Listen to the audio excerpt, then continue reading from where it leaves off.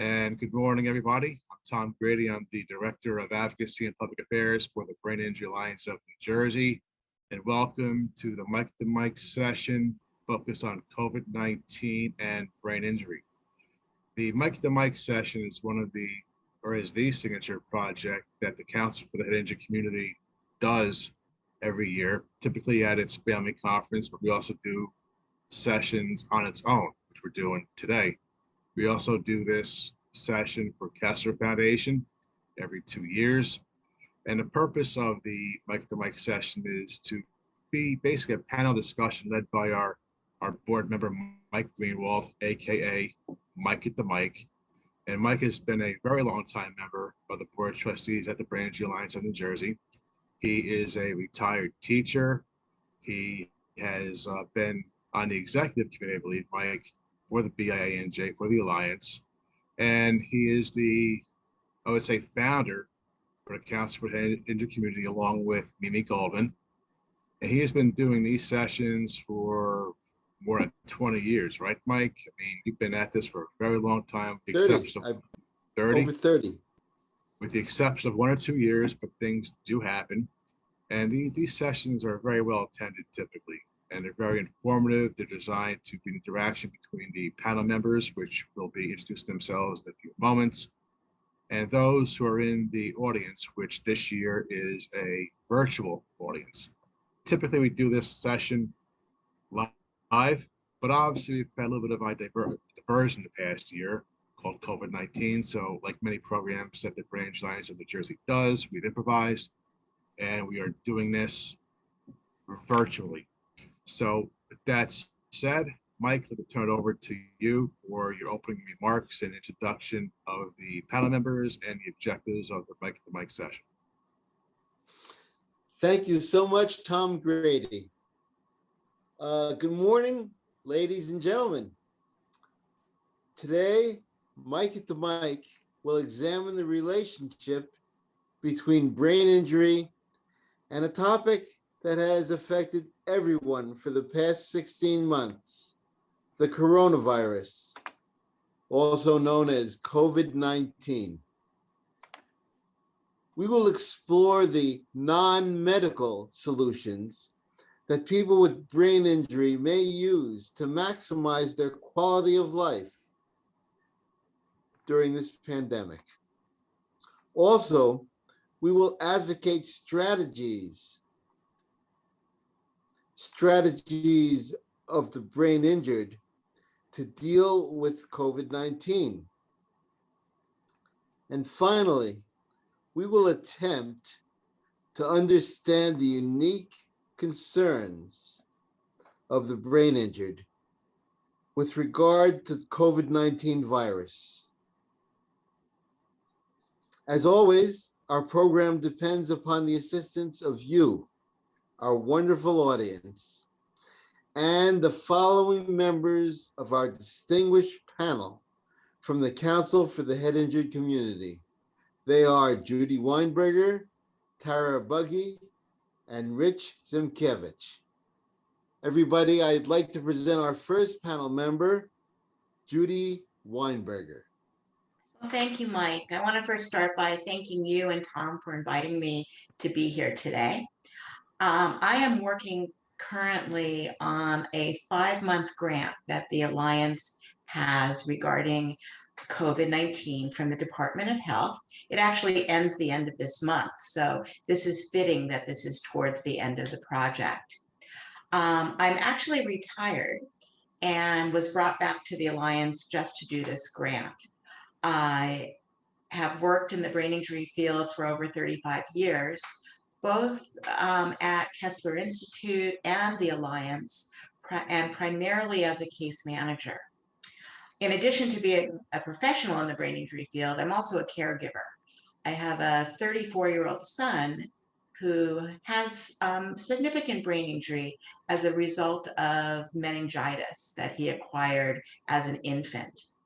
So my husband and I have been taking care of him for 33 years now, and so understand the challenges of caregiving and living with brain injury. So with that, I'm going to pass it on to whoever you like, Mike. Okay, you can just bring it back to me. Thanks so much, Judy. I'd now like to introduce our second panel member, Tara Buggy. Tara. Good morning. Thank you, Mike. My name is Tara Buggy. I am a brain injury survivor. I sustained traumatic brain injury in 1997 as a passenger in a car traveling home, ironically, from a brain injury survivor's benefit. I was a senior in college at the time, home in Montclair for spring break, saving money for law school the following year.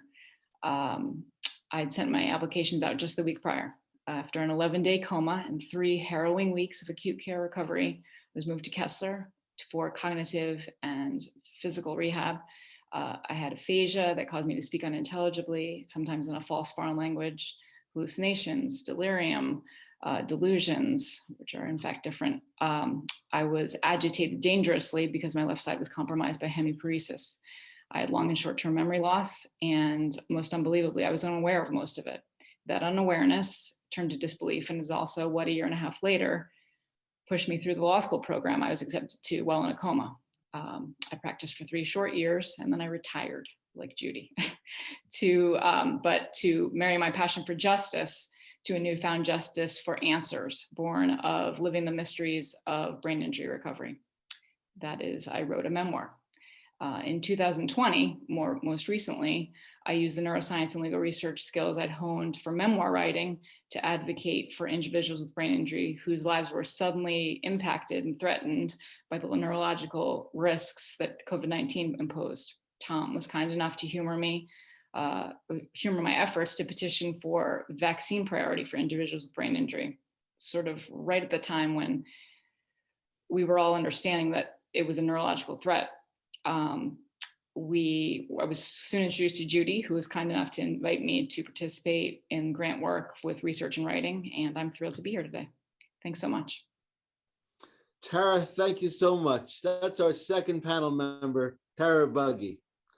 I'd now like to introduce you to our final panel member, Rich Simkevich. Rich. Hi, everyone. I'm Rich Zemkevich. As you can see, I have a little speech difficulty at times. I worked as a chiropractor for 18 or 19 years. And about 11 years ago, I had a brain mass. It reoccurred about a year later. I've done several surgeries, PT, OT, speech therapy, cognitive therapy, and now I'm living with the effects of the brain injury. Presently, I'm in a support group and a member of CHIC, the Council for Head Injured Community. I volunteer at the local library and exercise at the YMCA. The volunteering and exercise are all prior to COVID, of course. Thank you, Mike. Thank you, Rich. And everybody, that's our panel for this year's Mike at the Mic. As I said, I assume most of our questions will come from our audience, who I hope is somewhere out there. I'm not sure exactly how much, but I thank everybody who's tuned in I thank you so much for doing so, and I hope that you participate as much as you possibly can. If you want to make a comment on some of the answers, or if you would like to ask your own question, which would be really nice, to this brain injured and also experienced panel, I would like you to do so. And you can ask in general, or you can ask for either Judy or Tara or Rich. I'll start it off with a question. This one's for Judy. Judy, from the brain injured, has there been any benefits from living with COVID-19 and the COVID-19 experience? Yeah, thanks, Mike. I think we can all agree that this past year plus, has been pretty horrendous for all of us. But I think there have been some positive outcomes as a result of COVID. for the brain injury community. And in a way, as a result of COVID, I think we all are in a better place than we were a year and a half ago. First of all, we've all heard a million times, wash your hands, use hand sanitizer, clean everything.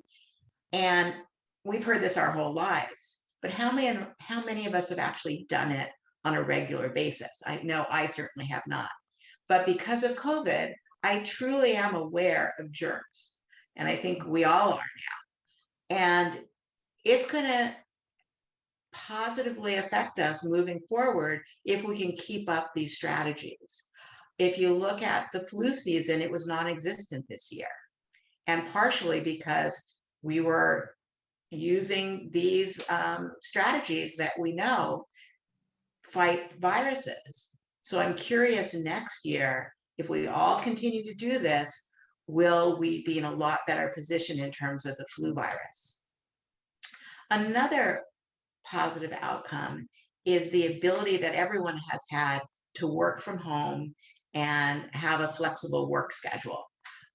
Except if you're an essential worker and have to go into the office, a lot of people have benefited from working from home, especially those with brain injury. If you can think of the amount of energy that it takes just to get to your office or get to your workplace, whether you're commuting by car or by train into the city, a lot of energy is spent on just getting there, making it that much more difficult to get your job done because you just don't have the energy. This pandemic and working from home has also allowed us to have flexible work schedules. No one's really aware of when we're taking breaks or how many hours one's actually working. So that 8-hour day might be stretched over 12 hours because you're taking breaks throughout the day to allow you the energy to work effectively. I actually know someone who's in a support group that I'm in, whose brain injury was over 10 years ago, and she hasn't been successful at working at all since then.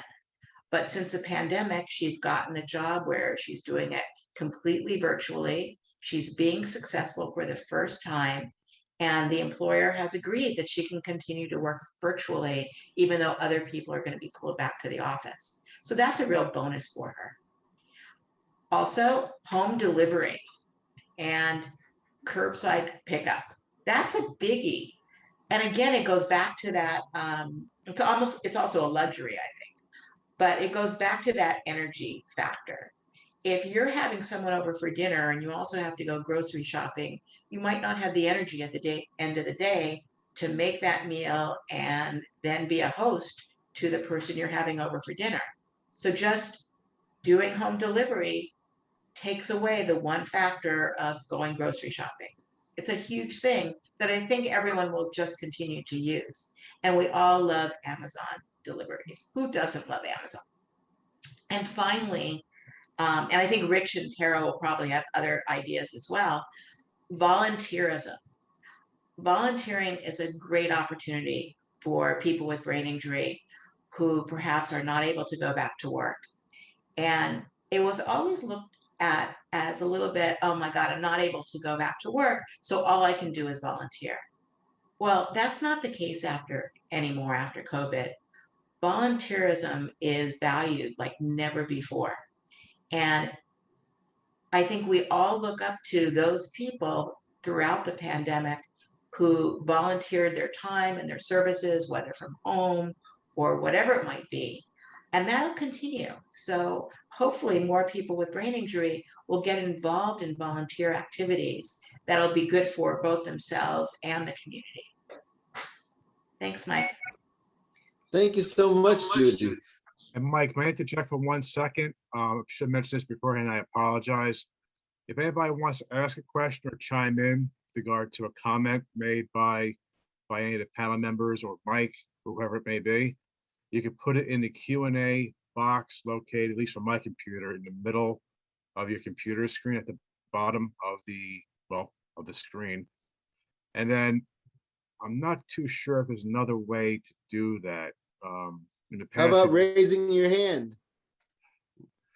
Chris, how would that work if you raise your hand? Would it show up on the panelist sidebar if somebody wanted to raise their hand and pose a question? Yeah, For so instance, you'll see, if you click on the attendees tab, you'll see Right. somebody's hand raised. Gotcha. Okay, very good. That's what I thought the case was. I apologize for interrupting, but want to make sure y'all had that information. And I saw that or put into the chat as Joan mentions. Okay, sorry, Tara, I know you had your hand up. I want to make sure I got those directions out there. Thank you. No problem. I totally agree with all of Judy's the things that she recognized as benefits of COVID.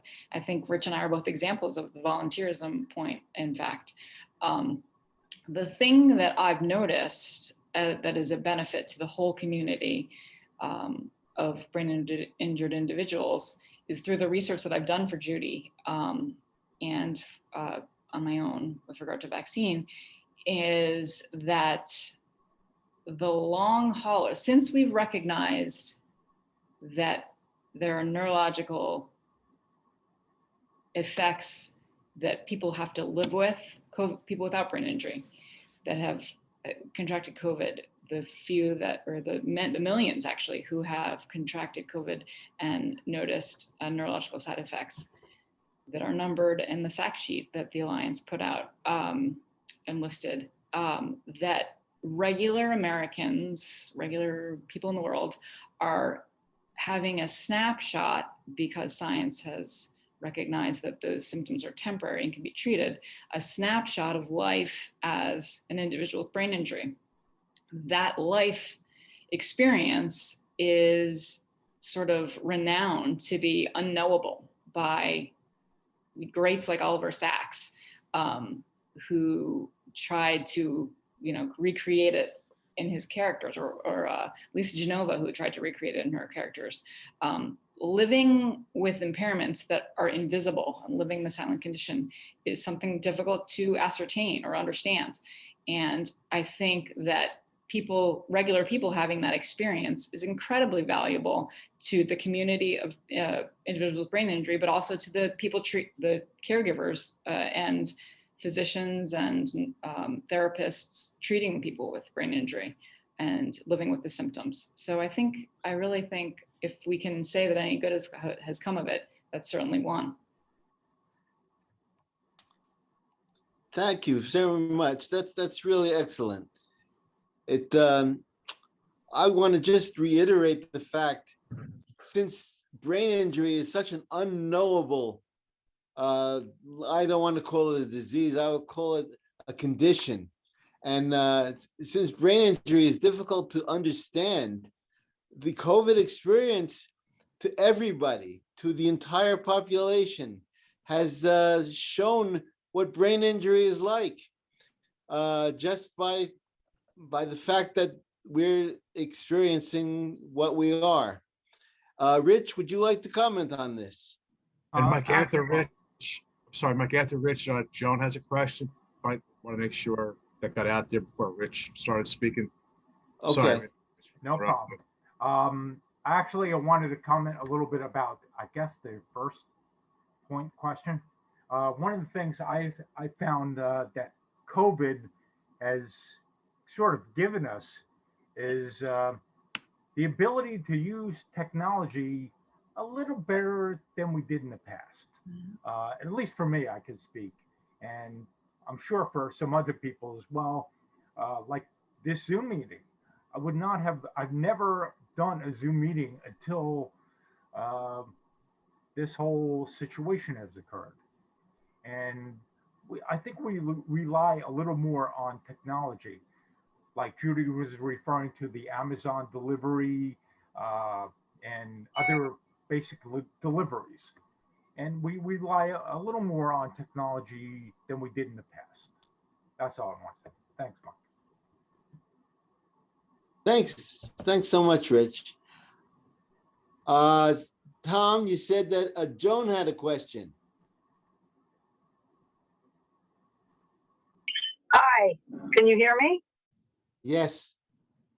Okay, I'm in my car, so I'm not really sure. Yeah, I'm just kind of curious to everyone, really.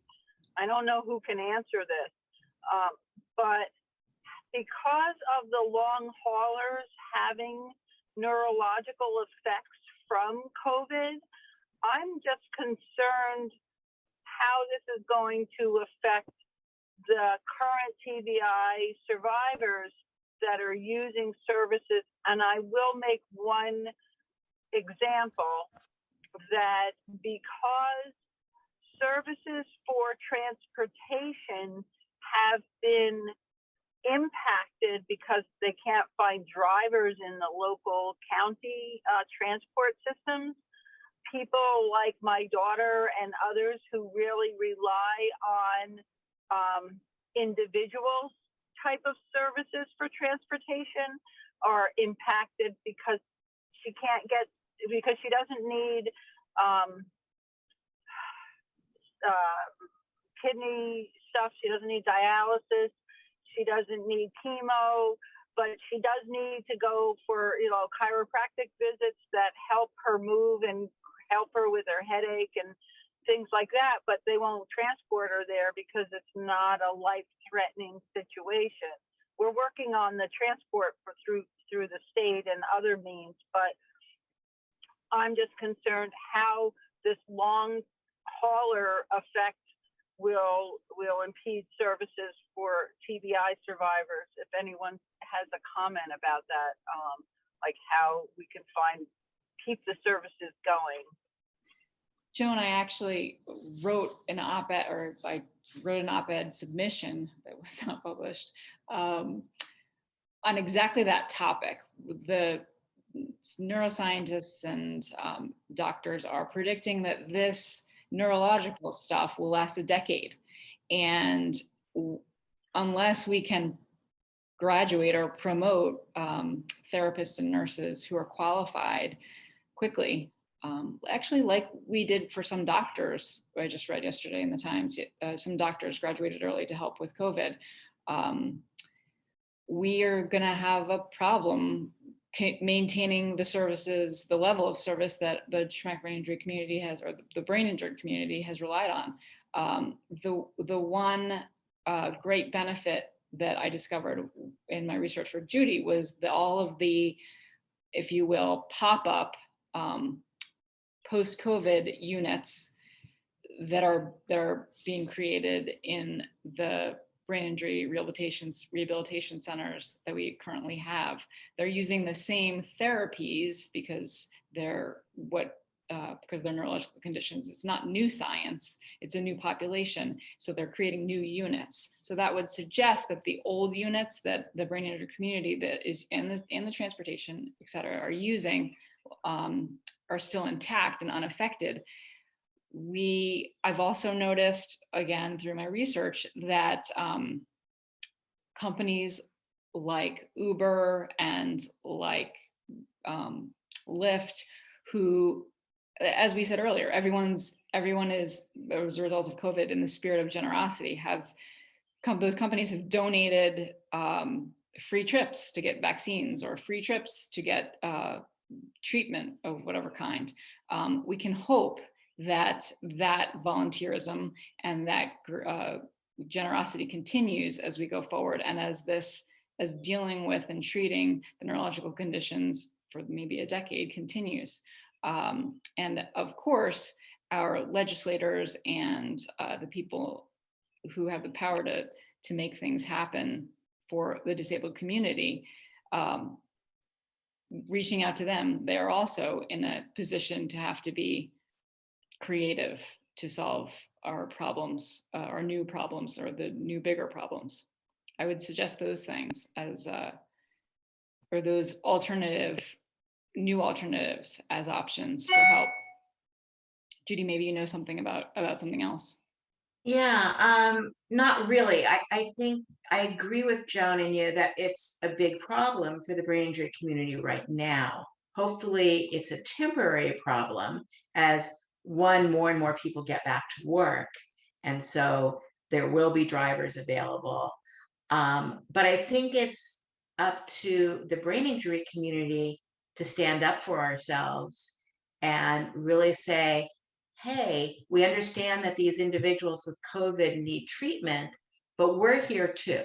Mhm. And we continue to need treatment, and there are still people getting injured and having strokes and having aneurysms. That hasn't stopped because of COVID. So there's going to be a real push from all sides for people to get treatment, and there's not going to be the available therapists.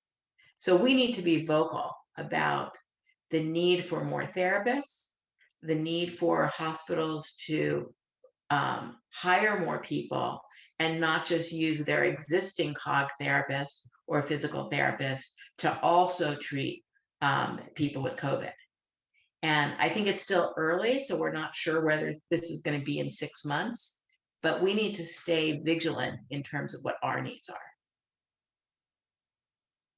Thank Thanks you. so much. Thank you. Eugen. Thanks, Joan. Are there any comments or other questions from our audience?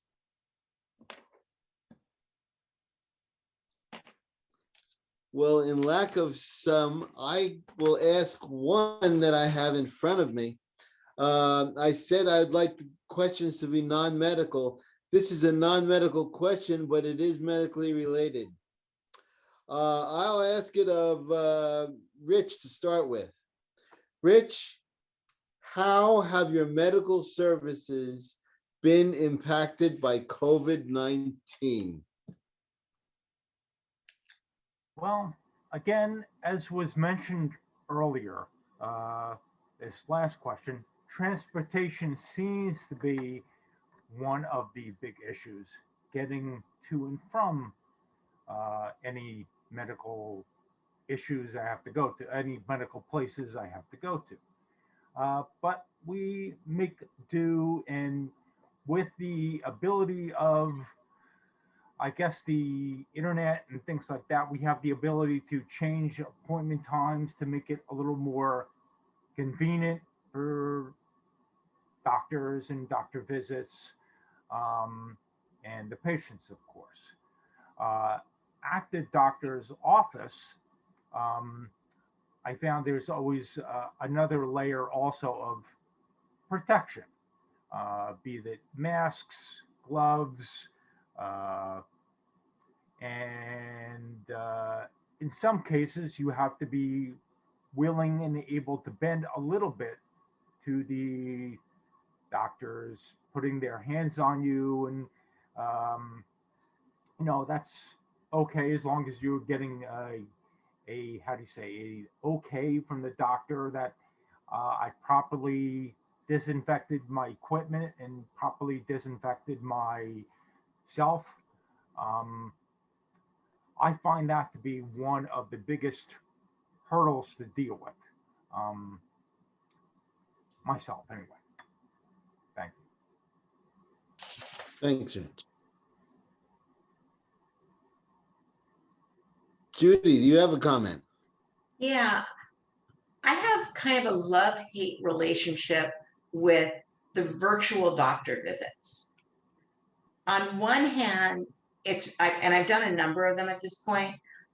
On the one hand, I really like it because you don't have to leave your house, especially if you're not feeling well. It's certainly convenient. But on the other hand, I feel I want to be in front of that doctor.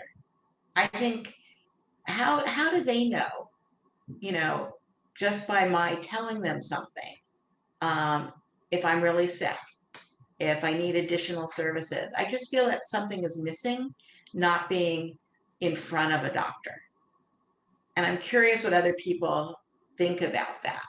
I don't know if it's just me, or whether people also feel uncomfortable with the virtual visits. I even have one doctor who I went to, my primary doctor, who I went to her office. It was my annual physical. And the first thing I did was see her virtually. So I'm in the exam room and she pops up on the computer.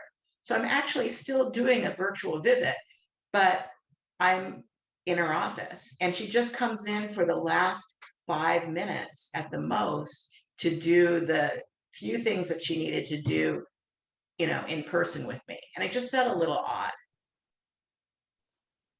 Anyone else have issues with that?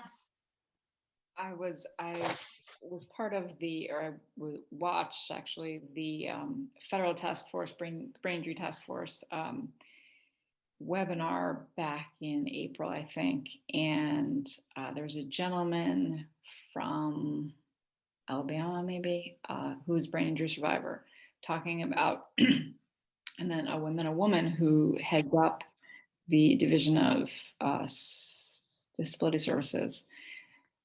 They're both talking about the value of Zoom therapy for whatever kind, not physical therapy, but cognitive therapy online, and both the invaluable characteristic of in-person treatment and the terrific ease of virtual treatment were both recognized as existing.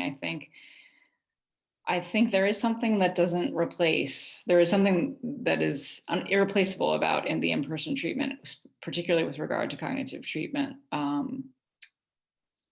I do think, though, that, as Rich said earlier, having your community bigger because of the virtual reach is probably useful. I personally don't receive therapy or services anymore. I could just listen to what's been discussed by the therapists or the people in charge of therapy and the current patients. I think it will be great to get back to in-person therapy. Thank you, Tara. I know that there are at least a handful of people that are listening.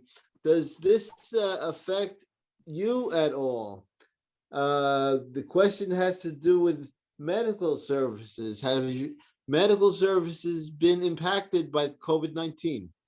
Does anybody from our audience want to comment on that? Laura does have a question. I will turn the mic over to her. Okay, sure. Laura. Hold on, I gotta use my technology skills here. Let me just find Laura. There she is. She's on. Hi, Laura. Hi, Tom. Thank you so much. I didn't realize I'd be on live. So the question that I have is, the reason I came on today is because I work with Camp Trek, which is a camp for adults 18 and over that have sustained a brain injury, and I wanted to learn the best way to serve them. So I was wondering if anyone on the panel had any recommendations on how to address their concerns still at this point, now being the second year we've had to hold the camp virtually. If you have any advice or recommendations on how to address it.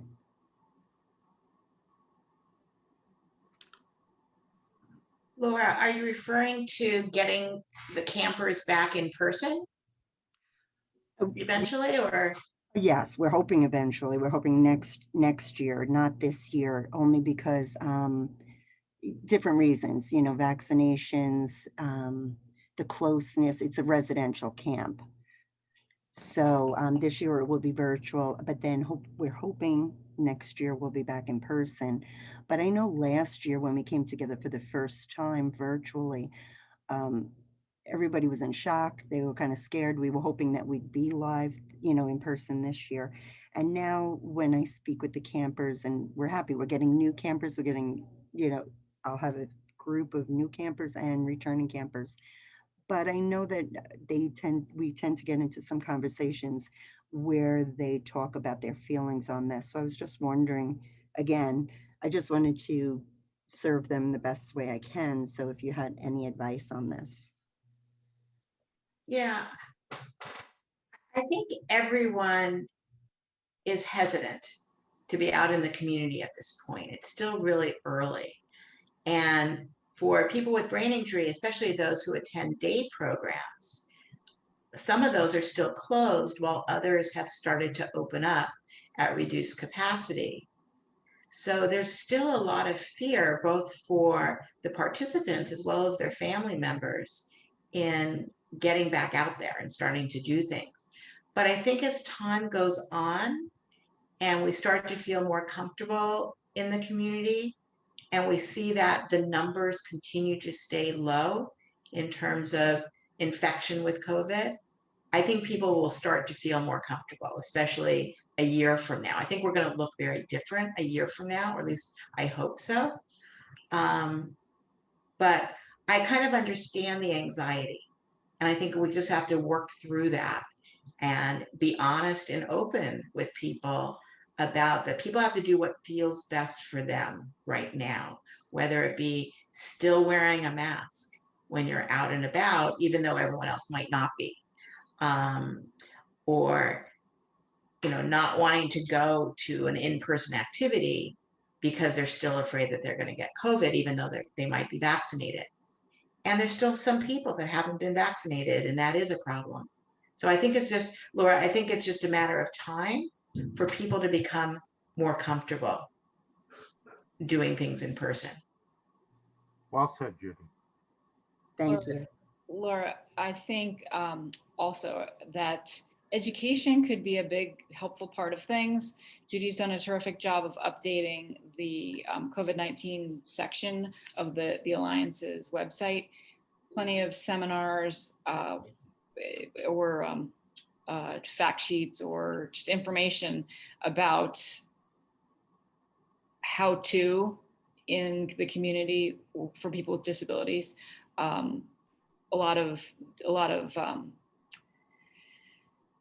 confident assurance about vaccines, about how to stay safe. Actually, I think that's one of the headings, how to stay safe, on the website. And I think it's incumbent upon therapists and people like you, maybe Laura, who have,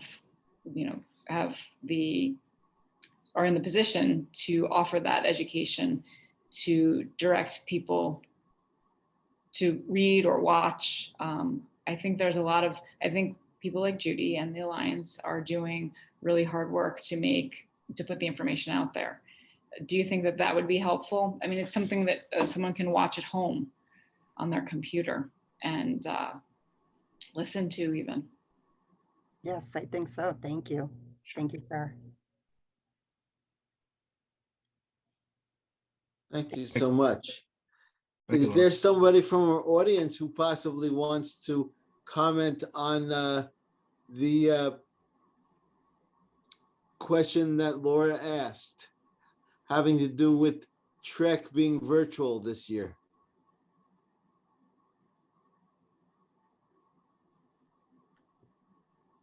I guess our audience is very quiet today. I hope that you get a little bit less quiet. Otherwise, Mike is going to run out of questions. I see that Gina Marie has her hand up. She had her hand up. Oh, okay, gotcha. Yes, she does. I will allow her to talk, Mike.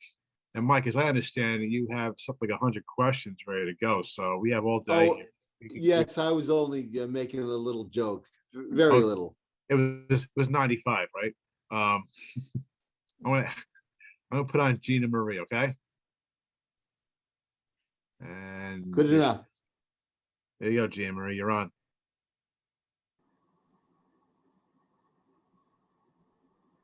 Unmute your mic, Gina. I thought I'd be due.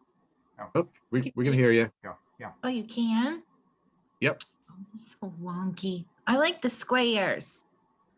You gotta do the Brady Bunch. This bites. I forget what oh no, the camp track. Okay, yeah. I had a lot of questions, but you guys zoom so fast, so I can't keep up. But the camp trackers, the Miss Laura, this the only way I able to do it, because I have other stuff, not just my brain go on. So I have post-stress, I have a lot of triggers. I sleep oxygen now. I can't sleep dark, so I can't do camp, like regular camp. So the COVID was a positive for me with camp because I was able to do it. And I think Miss Laura does awesome jobs because she make fun out of, okay, let me see everybody wash hands, and we do the Jeopardy thing, which be good. But I just wanted to mention when Miss Tara say like the website, like it's hard sometimes, like right now my brain is firing and I got like the Wawa Sizzler breakfast sandwich going, but it sometimes we need to keep it simple, stupid. It's called KISS method. And even though you put on website, like you change around the website, and I can't find stuff. It drives me crazy. Like I'll email Mr. Tom and I'll be like, Tom, help me. So as much as you do stuff and put out there, please keep in mind that it may connect one day with us, but the next day, or not even next day, next minute, we poop the bed with it. So we need, yeah. I don't know what else I was gonna say. You can mute my ass again. Maybe to make a a member tab that's specific, that a therapist could help with, cognitive therapist could help with the creation of. On the website? Yeah.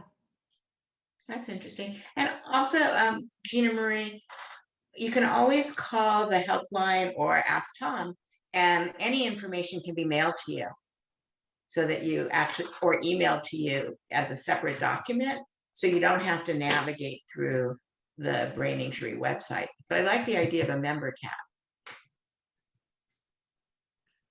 What about like little YouTube clips of like little hands-on little things, like little reminders and stuff, like you would be saying earlier before, like think the flu season, because we all like OCD with the wash hands and the alcohol wipes and all that stuff now. Like if we just have like regular reminders, like how they have like a little fun thing every day for calendar. Well, if we could do that, the websites. Okay, like a kind of like a message of the day. Yeah, like a to-do learn thing to keep us goes.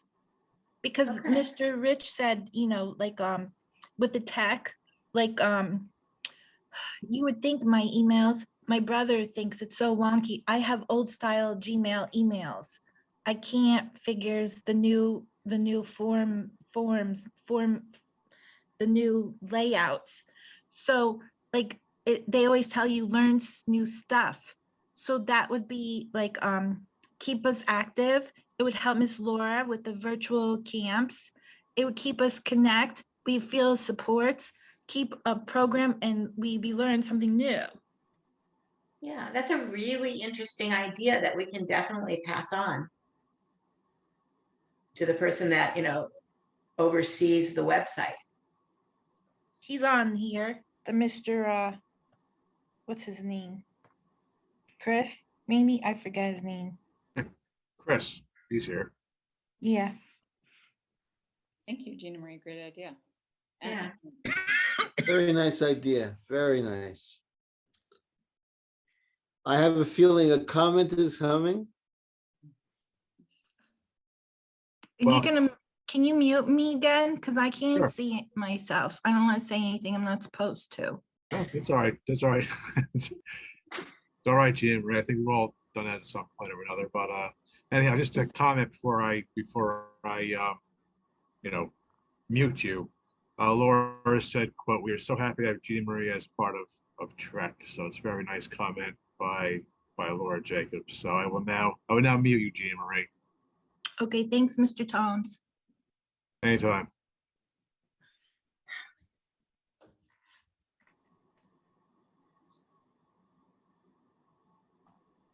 Any comments, Rich? My only question actually was, and Gina Marie is muted, of course. Did she attend the Camp Trek in person previously? And now, is there a difference? Like now she tries to, she attends virtually, but does she have those problems? Yeah. Did she have those problems before? I will allow Jean Marie to talk. Jean Marie, you're back on. So Oh, if you want to answer a question, I know Richard can I do it? Did you go to Camp Trek in person before the whole COVID thing? No, because the Miss Deborah tried to help me, but I had a problem with the ride service to get to the camp place because it's South Jersey. Mm-hmm. And then there was other concerns because like some of my triggers, like I can't sleep the dark and some other stuff we go on. So Deborah's and I talked about it and we thought it not a good fit. But now I live oxygen. So like what camper's gonna want me to bunk them with my diesel oxygen machine? And plus I still have all my other stuff we go on. So if they go back to the in-person, I won't be go. Yeah, so the virtual trek has been a windfall for you. It's been great for you.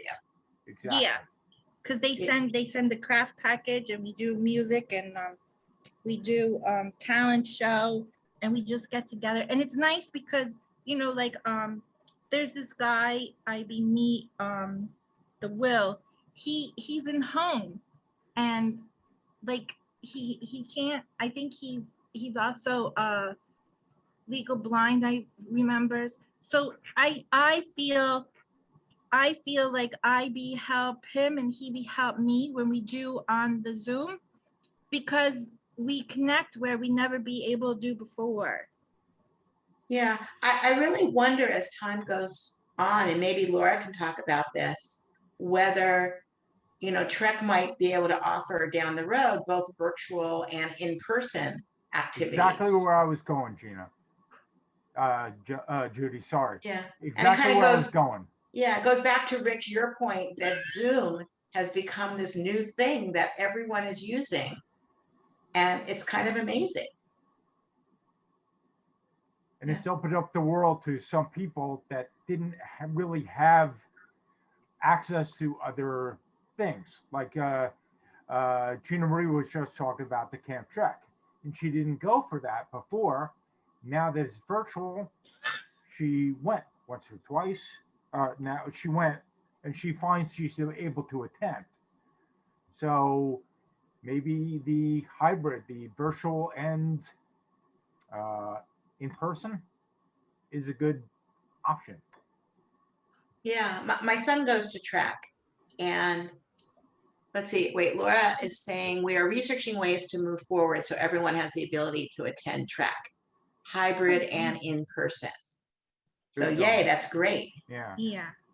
Yeah. Well, she be do like we did this Valentine's Day event and something else I forget we do something. Oh, the Jeopardy thing we do. So it's good because especially those us that be family one like the Will or other people that not get out like me, we have stuff to be do once in a while, and it keeps us together.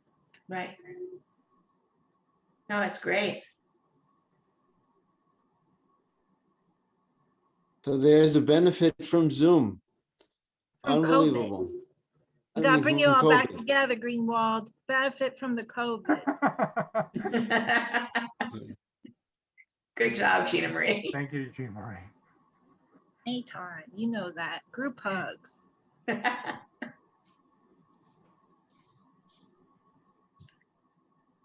Since we have a very small group, I have another question. I'll ask this one for Rich. And I hope that we get good comments.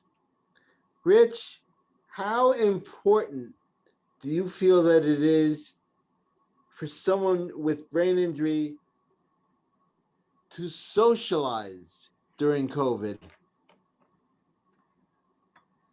I think it's important for people to socialize during COVID and without COVID. I mean, I think as humans, we are somewhat social animals. yeah, we all have our moments that we want to be alone, but we really love to connect with people. Um, we love to talk with other people, see the chit chat that's going on with other things.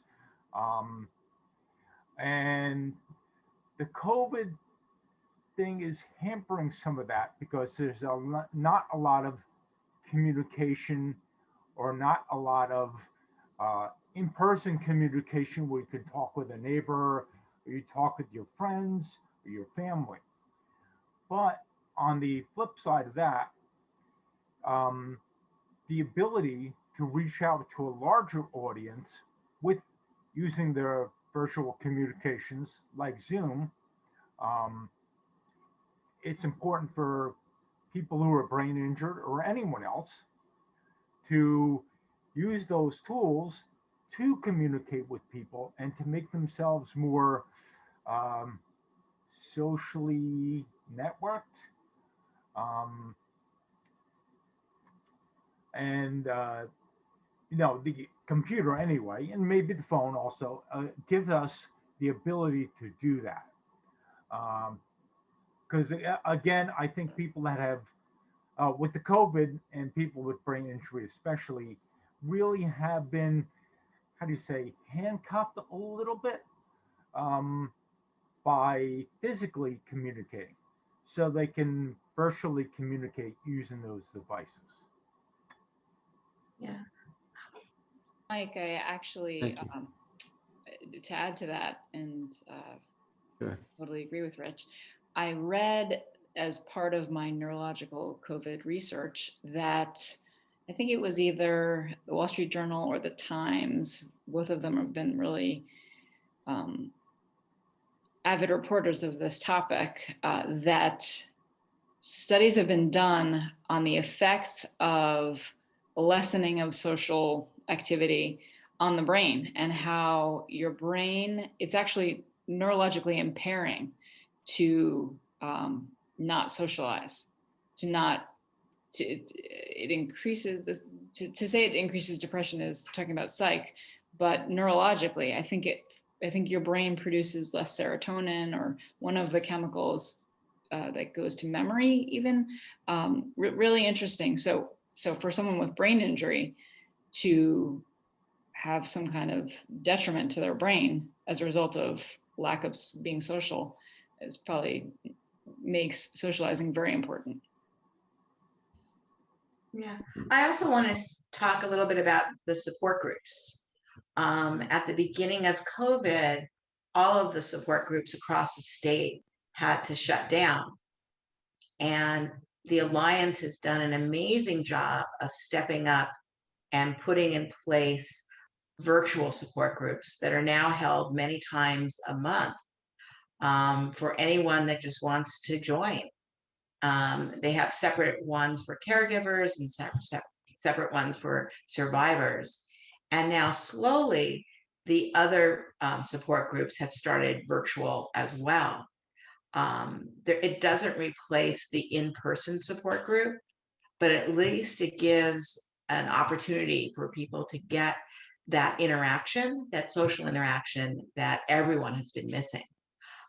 So if you haven't checked them out, you can definitely go to the Brain Injury Alliance website and see the support groups that are currently in place. So I think the Alliance has done a remarkable job of stepping up and assisting.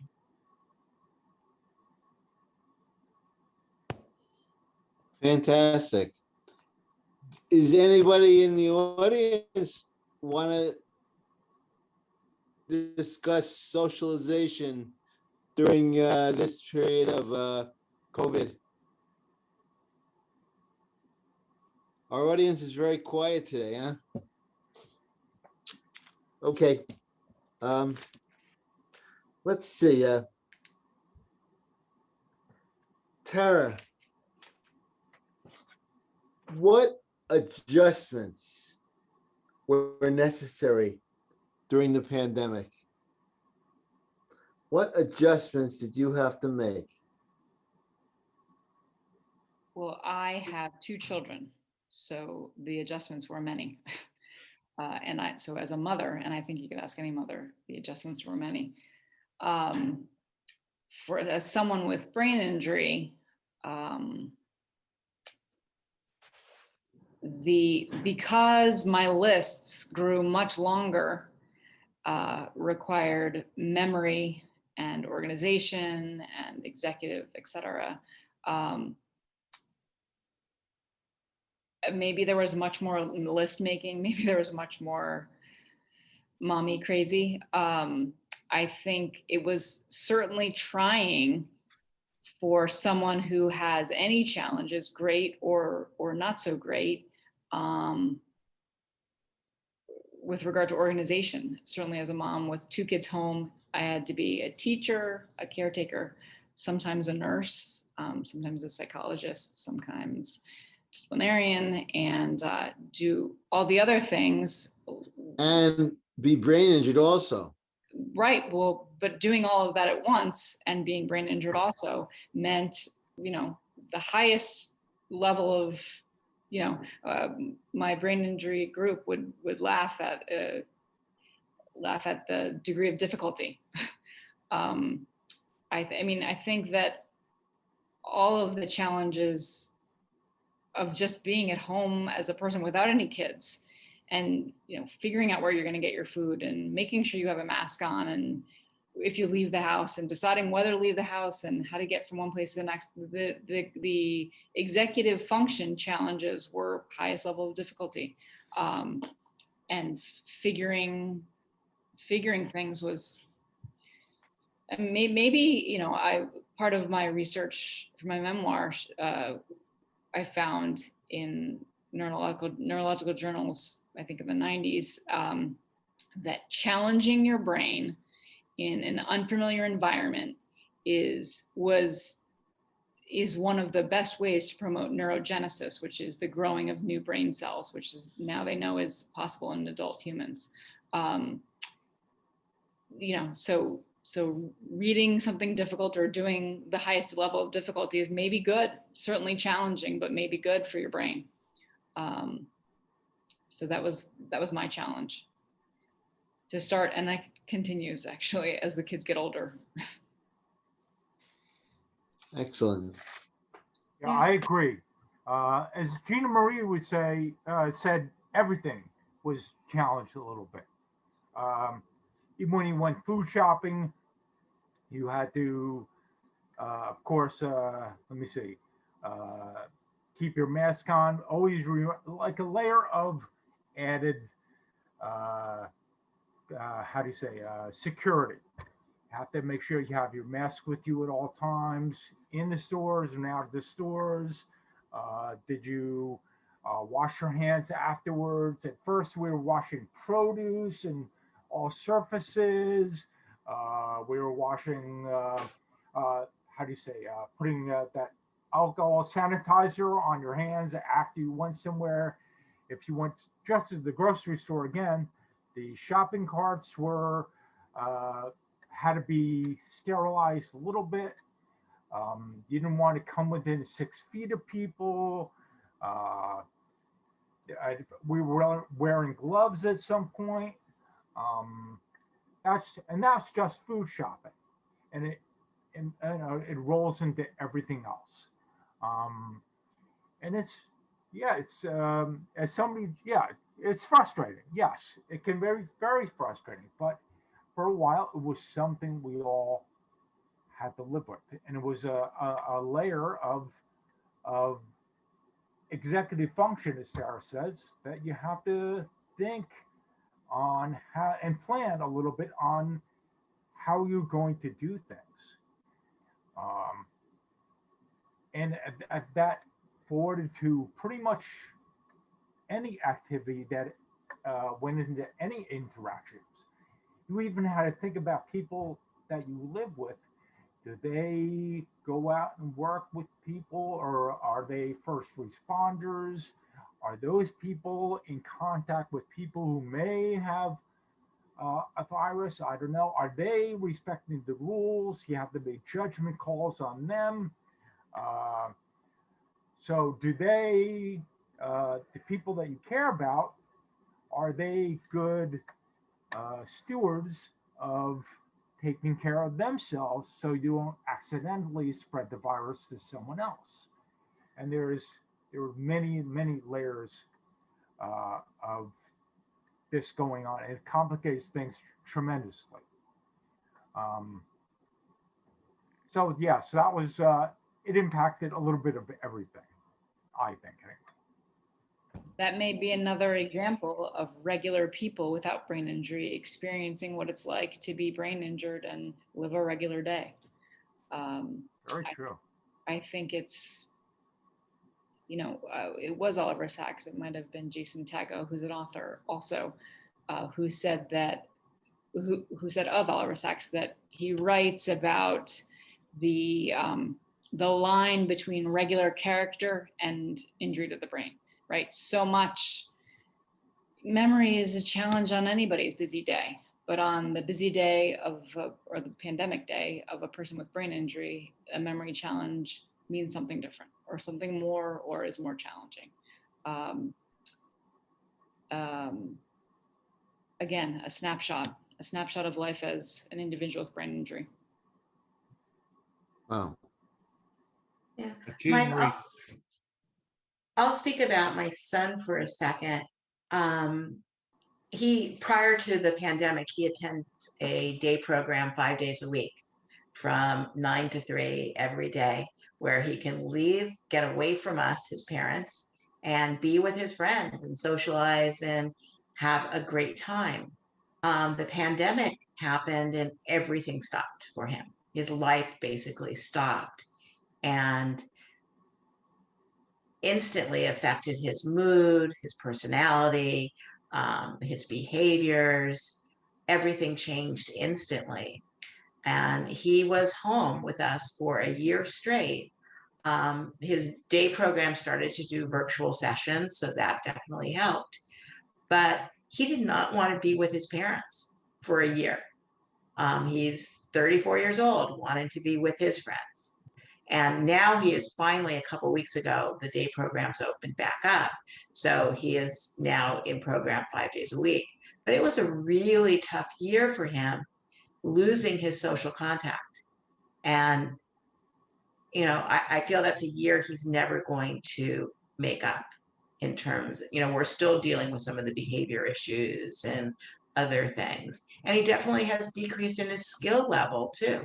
Things that he was able to do before the pandemic, he's not able to do now. And it'll just take a while to get him back to the point where he was functioning. Thank you, Judy. Does anyone in our audience have any similar situations, any problems? I would really appreciate hearing from some of the people that are listening.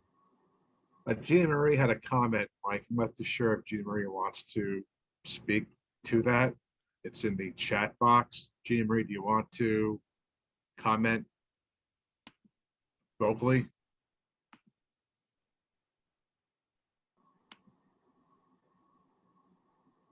Let's see if she does.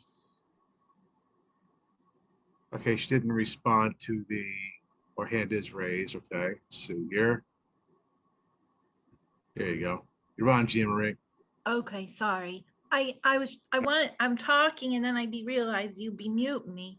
I wanted to give somebody else chance, but if they not want to go, I guess. Go ahead, Gina.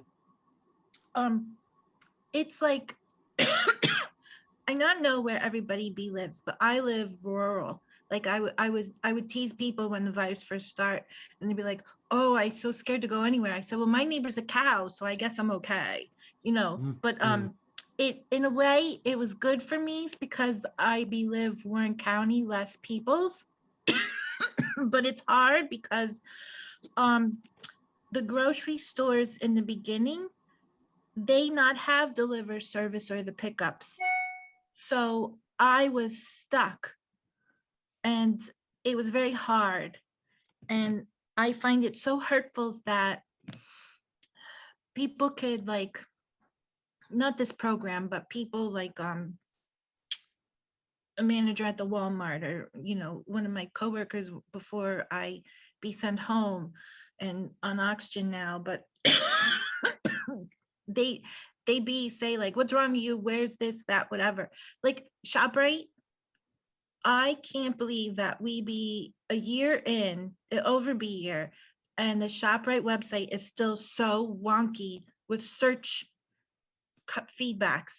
Like you put in a thing and the search is like so crazy wonky. So they don't like, there's downtime, but I don't know if people take advantage. Like I try to figure out what I could do in my downtime, because routine very important. I'm getting off topics, I'm sorry. But what was I supposed to say? Yeah, You're commenting on anything that you had to adjust during COVID-19. Yes, I still find it be the challenge with the deliver service and the pickup service, because the ShopRite up here by me, they never figured out propers. So I not able to get delivers. It took me slamming the Stop Shop. I gave them all ones on the survey review. And I didn't start out that way. I gotta be let you know true whole story. They give you the surveys, how we be, blah, blah, whatever. Because a couple months in, I think it was the end of summer last year, they started do pickup service. So I use, and you put the love notes in. I think Deborah helped me set up account where you put the love notes in, say, I disables, I know able lift heavy, please no pack heavy, whatever, all this stuff. And they'd hurt me. I couldn't do it. So I put love notes in the survey. Please read my account notes. I be disabled. Please this, please that, all this stuff. Please no sub foods. You sub my food. I have my account marked no sub food. So it took almost a year, and I got so crazy angry cry. I slammed them in the review. I gave them ones on everything. The manager of store actually called my house. Like, why does it take to that extreme points to get basic needs? Like, I not feel that I be high maintenance, because there's plenty of people that have limits that not be the brain injures. I just have more of my package wonky go on than somebody else. I shut up. Let somebody else talk. I'm sorry. And you're recording me. Oh my God. Maria, I think you're just frustrated, Gina. It gets so hurtful. But then they say, oh, you're the crazy angry person. No, I'm hurt. But if you think my hurt is anger, I also frustrate, I disappoint, because a lot of people getting paid to provide service level, and it's no there. Like, it made me realize, like, why Home Depot kept me, because a lot of my coworkers like, you not do this, you not do that, but I'd say good mornings and smile to people. Like, that goes a long ways. So I'm off topic again, and I still see that red recording button. I'm gonna shut up now. You mute me. All right, Gina Marie, don't worry about it. I'll mute you anyhow because it sounds like you want to be muted. So I will Yes, please. I'm getting nerves. Let somebody else talk. It's Please, okay. We're in a friendly environment, so. Gina Marie, don't apologize. You are a great advocate for people with brain injury and for yourself. I try. So I'm thoroughly impressed. I think you recognize what you're talking about is one of the great, injustices, if you will, of this period, that some communities are not benefiting from all the things like computer connectedness. For example, kids in neighborhoods or underprivileged neighborhoods weren't able to go to regular school or Zoom school. And the list go on, supermarkets included. And that, it's like the luxury of delivery, or being the delivery person who's at the supermarket risking your life. And that's why we have heroes. I think that Judy's right. It's a very important time to be an advocate and to speak up and to organize and and change our environment that serves people, underprivileged people and people with disabilities. I think your frustration, Gina Marie, is important. Keep it up. Definitely. Okay, are there no more comments from our audience? We've only had like about 2 or 3 questions from the entire audience, but I hope there's more than 2 or 3 people. Anyway, I'll ask another one. How about this one? Judy, how has COVID-19 impacted your ability to get food and prepared meals?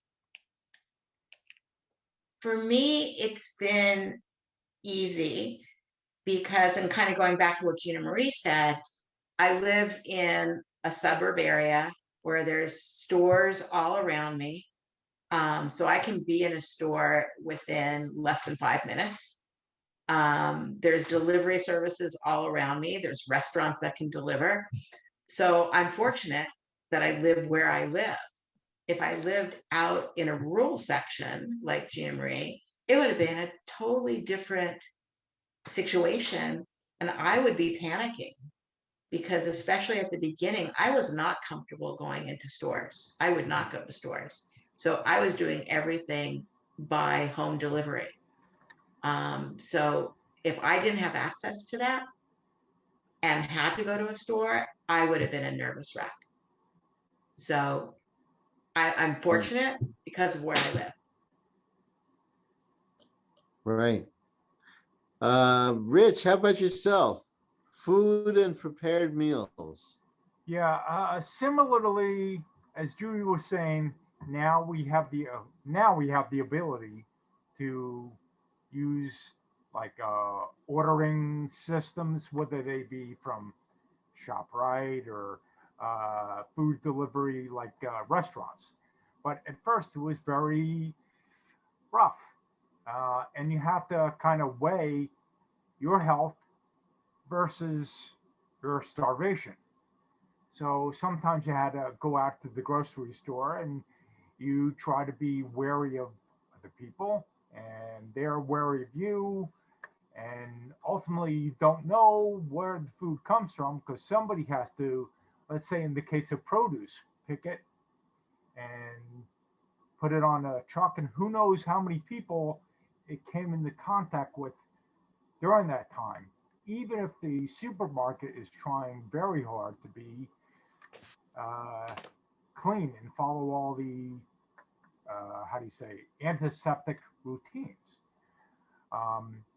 Even when you order food or you get it delivered, and even if it's not food, how about the delivery person or the person that puts it in the box, or there's a bunch of stuff that can possibly be an issue. I find it a lot easier now, and I think we've all accommodated a little bit as well. That maybe we realize that some foods we can make at home, and things we can live without at home that are not as, how do you say, health endangering as it used to be in the past. Things we felt we couldn't live without. Water, however, is not one of those things. Water, unless it's from the tap, if you want to get bottled water, you have to, at one point, either order from a grocery store or go to the grocery store. And that's just one issue that people have to learn to deal with. Things have gotten a lot better, and as Gina Marie says, living in the more rural areas, that's extra hard. And I know she doesn't drive, So that's just another layer of trying to finagle something for them to get it to her. And I can see how it can be very frustrating. Right. So I definitely can see how this can all be an issue. Thank you, Rich. Did someone else want to make a comment? I think Jean Marie had a comment about routine and COVID. I'm not sure if she wants to talk by own admission. She's talking too much, but you're always welcome her comments. So Jean Marie, if you want to comment on the Q&A, I'll give you 5 seconds or so to raise your hand. If not, we'll just work through that and people can see yep, there she is. Okay. You're on, Jean Marie. Can you see my question, Tom's? I did. I figured I would give the chance to Yeah. express I yourself. wanted to ask, because there's different levels to our panel people. So I wanted to ask the panel people and everybody else that be listening to my rambles, you could talk too. That routine and COVIDs. I think everybody that be talk mentioned about routine change. I want to know what in the COVIDs with your routine change helps you for the betters. So maybe some of us that be listens can get like tips to maybe help with us too, or shares. Does that make sense? How does routine change or the ability to change your routine help you cognitively? Is that what you mean? Good God, girl, your words are crazy. Were they right? If that's the way you be doing, yeah. Were they right? What she said. What she said. I think that's a compliment, Tara. Yeah, exactly. Well, you know, crazy good. We're not. I'm not even. I went to law school, and I'm not a therapist. But I think as a human being, that the ability to change requires creativity, and creativity requires thinking and thinking about options and making choices. And all of those things require confidence. So if we can be confident in our change of routine, confident in the creativity that we use to change routine, and why wouldn't we be? Because we live every day. We as brain injured individuals with brain injury live every day and get through it. So that's a success, and requires creativity every day. Probably we don't even think of that. And then, as I said earlier, pandemic living is the highest level of creativity and alternative living challenge. So while there is frustration, certainly frustration and anger about the process of doing it, maybe knowing that while you're doing it, you're helping your cognitive status, maybe would be some consolation. And again, I'm not degreed to say that. I'm just a human being. I think also for me, it was trying not to be afraid to try new things and not to be afraid to fail at something. I remember especially the beginning of the pandemic, I was so bored and I couldn't figure out what to do with myself. I knew I had to find new ways to keep myself busy. And so my husband one day brought home a jigsaw puzzle. And I have always hated jigsaw puzzles. I know I'm not good at them. My attention span and tolerance is maybe 5 minutes. But one day I just said, okay, there's nothing else to do. I'm going to do this. So I became, over weeks, kind of addicted to jigsaw puzzles. And I realized I'm actually not that bad And as I was doing them, and I can't tell you how many hours I spent, it's obscene how many hours I spent doing this. I actually got better, and I felt that cognitively I was improving like my spatial perceptual awareness.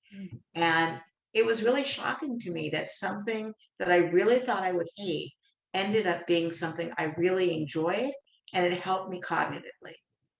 So I think we just have to continue to try new things and try not to be afraid. I agree. Thank Yeah, you. I agree. I mean, trying new things and not to be afraid is hard, but necessary. Um, I've changed my routines on several things also, as I'm sure everybody else has. Like I used to go to the Y and exercise. I don't go to the Y anymore because of COVID, but I knew I still needed a little exercise. So I've incorporated walking into my routine. Um, Let me see, the addition of safety equipment, be that masks, right now masks and at one point gloves, um, even doing silly stuff like taking out the garbage. It seems like a routine until you like realize, hey, wait a minute. A lot of people have touched those garbage cans, and maybe behoove me to put on a mask or put on gloves and just have a layer of protection. Um, so yeah, I think we've all changed our routines quite a bit. And it's going to be a little hard, but necessary to get back into our old routines slowly. Um, and that's, again, going to be dependent on your level of, how do you say, you have to assess your level of safety. You have to assess your level of what you think is acceptable. Going to bring it up the grocery store again, going shopping, going to the grocery store, just picking up groceries. Uh, when somebody comes to deliver groceries or deliver food, um, do they have a mask on? Do you have a mask on? Should you have a mask on? Those are all things we have to assess for ourselves. What is acceptable to us? What is not acceptable to us? I always err on the side of safety, but some people are a little more adventurous. But that's just something you have to be comfortable with yourself also, and realize, that's where you are, and that's where other people are too sometimes. So it's difficult. It's difficult.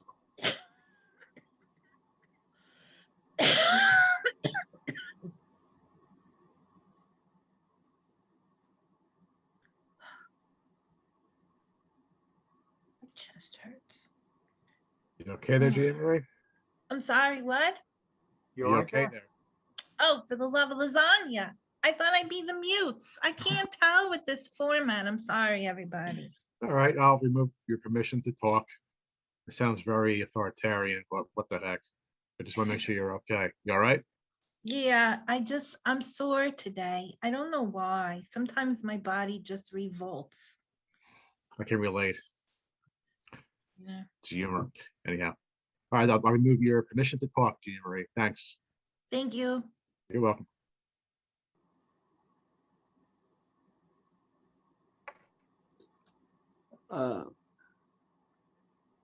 I have one final question that I would like to ask to our panel.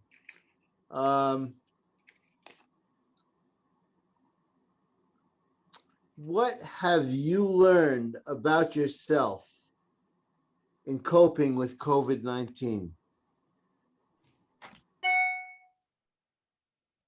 Okay, Tara, you're first. All right. As you asked the question, I thought, well, I sort of feel like, and I do think I maybe I'm speaking for people I shouldn't. I do, after living my experience of brain injury recovery, I consider being able to do things that I thought were difficult wins. I feel proud of being able to do challenging things, because there was a time when I was thought to not be able to do much cognitively, even physically. And this period, with the highest degree of mommy difficulty and highest degree of cognitive and organizational and executive deficits, or executive function, not deficits, ability, you know, you get through it every day, and you were able to nurse your teenager who has COVID, and the 5-year-old didn't get it, and you made a healthy dinner, and you remembered all the things that were on your list. You remembered to look at your list, and everything that was on the list should have been on the list, and there was nothing that shouldn't have been on the list. And then you go to sleep at night. It's a job well done. I think that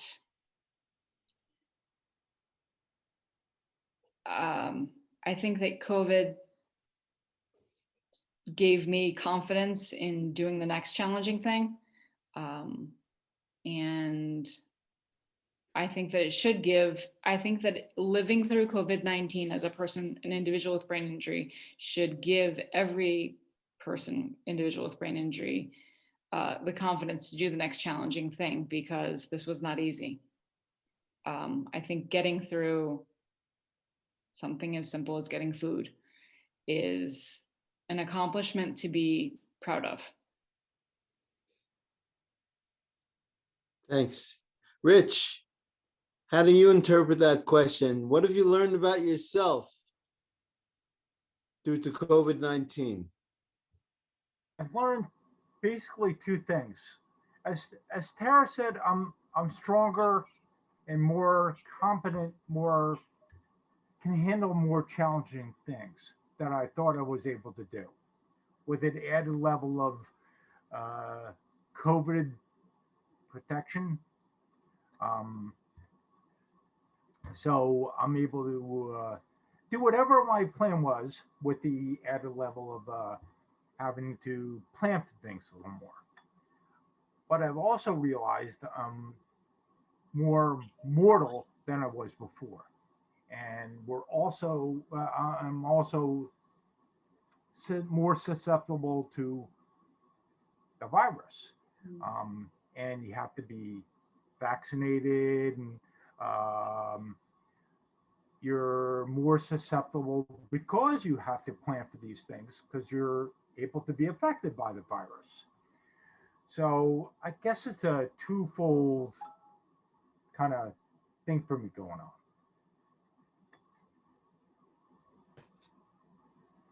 Thank you. Thank you, Rich. And I guess our last comment, Judy. I don't know if this is something I learned about myself or a feeling that I've had throughout this whole experience, is the level of gratitude I have that my family is healthy, I'm healthy. We do have some family members that got COVID, and thankfully they are all okay today. And I'm so appreciative, I guess, of the doctors and the nurses. And I know, like, everyone says this, but I don't think it can be understated how hard it was for them to go to work every day. I have many friends that work at Kessler, where I used to work, and just hearing their stories, since they were seeing COVID patients, it's awe-inspiring, the work that they did. And even the grocery store person, everyone who went to work during this whole time, when I was kind of hiding at home, and afraid to go out. I have so much gratitude towards everyone, and I'm so thankful that I am still here, and that my family's okay. Thank you, Judy. Thank you. Everyone, our allotted time is sort of running out. All I would like to do, I would just like to throw my 2 cents into that question. I've learned most of all, I believe, to trust others. I used to like to pride myself on trying to do everything without anybody's help. But obviously, this has been a time when you need other people to help you. And you can't have other people helping you unless you trust them. I would like to thank our panel members today. I thought they did a fantastic job. And for the people in our audience, I'd also like to thank you, even though you were fairly quiet, except for a few people. I'd like to thank you for staying there and listening to what we had to say today. It's something that was one of, I guess, our more difficult topics. However, it's also something that I'm kind of proud of. I thought that the panel did a wonderful job. I'd like to thank Chris, who was basically the person who ran the show. I'd like to thank Tom and Judy and Tara and Rich. Please accept my thanks in making this Mike at the Mic. It's kind of fun to have. I thank you so much. I thank the audience, and please have a good day, everybody. Tom, back to you. Thanks, Mike.